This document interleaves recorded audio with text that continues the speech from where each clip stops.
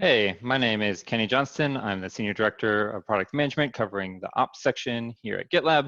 I'm recording a pre-video for the Ops section group conversation tomorrow, which is May 5th, 2020. I'm gonna share my screen.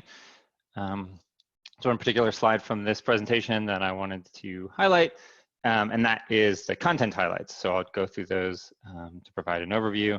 And then I'm looking forward to your questions and feedback tomorrow. The first major highlight is that the ops section has been combined. It's hard to say that there are more groups and more engineering investment and development team members in the former CI/CD section, but we used to call them both together the ops section, so we call them the ops section again. So now verify, package, release, configure, and monitor are all considered the ops section.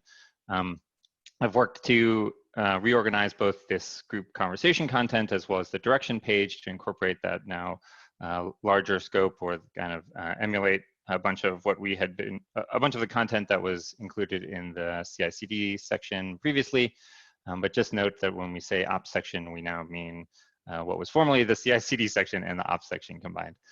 Next important update, and this has been provided in a couple of other places, so hopefully it's not the first time hearing it, but at SKO in January, we highlighted that we were working on allowing users to shift from Jenkins to GitLab. And as a result of a bunch of investigation we've done, we understand that this is critical. It's a critical part of the user journey and the kind of customer journey to adopt, moving from just a SCM customer to an SCM and a CI customer. So we're very cognizant of the importance of enabling this transition, but we found that the kind of idea of creating a strict translator that just looks at a Jenkins Groovy file or declarative syntax pipeline definition and translates that into GitLab would actually leave our customers worse off, because they wouldn't be getting the benefits and structural benefits and as well as cultural benefits of using GitLab CI. We've instead been focusing on improving our documentation for moving to Jenkins and creating this kind of short-term step in your process, which is a Jenkins wrapper that allows you to execute Jenkins defined pipelines within a GitLab pipeline as kind of a short term as you're transitioning to help you through that process. So I wanted to make sure we communicated that as part of this ops section GC, and I'm looking forward to questions and feedback on that content. The next is that we have this section in our deck called Exciting Things. There are so many exciting things that we're, as a product organization, looking forward to being delivered in upcoming releases. That I guess I could quickly highlight a couple of them, but those would be this adding of historical code coverage data and kind of a bubbling up of testing results for higher tier users as part of the Verify testing group, our Jenkins wrapper MVC as part of the Verify continuous integration, a bunch of work on improving how we allow the kind of quick adoption of runners in the runner group, Vault integration and release management, adding additional deploy targets to Auto DevOps in the progressive delivery group. We've got great improvements in both the user experience as well as adding these kind of virtual repositories in the package group, user experience in terms of the UI and being able to search and have additional metadata about your packages right there in context in your when viewing your package repositories.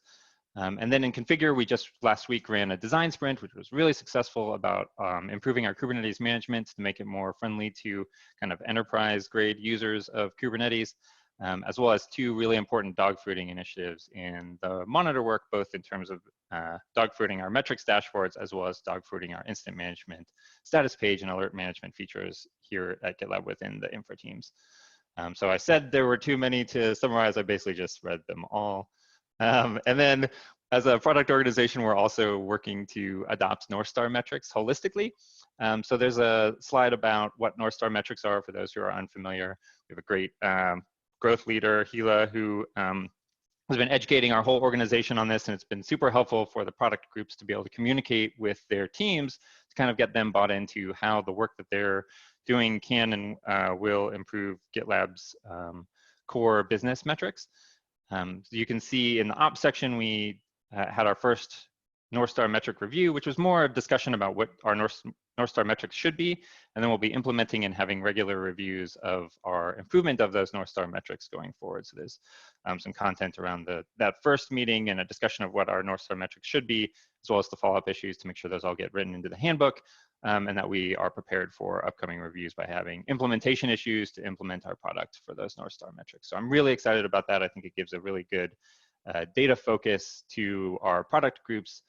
And then lastly, we've been having some great think big discussions in two groups, primarily package and release management. So kudos to Tim Rizzi and Jackie Michelle for pushing those within their groups. But it's been really interesting because they've been talking about both cross-stage and cross-section big ideas, bringing the kind of validated user problems to their groups to discuss possible solutions.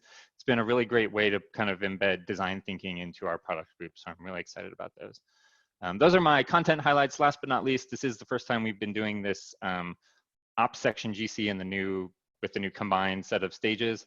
I tried to take the best of what Jason had been providing in CI/CD and combine it with what I'd been providing in the ops section.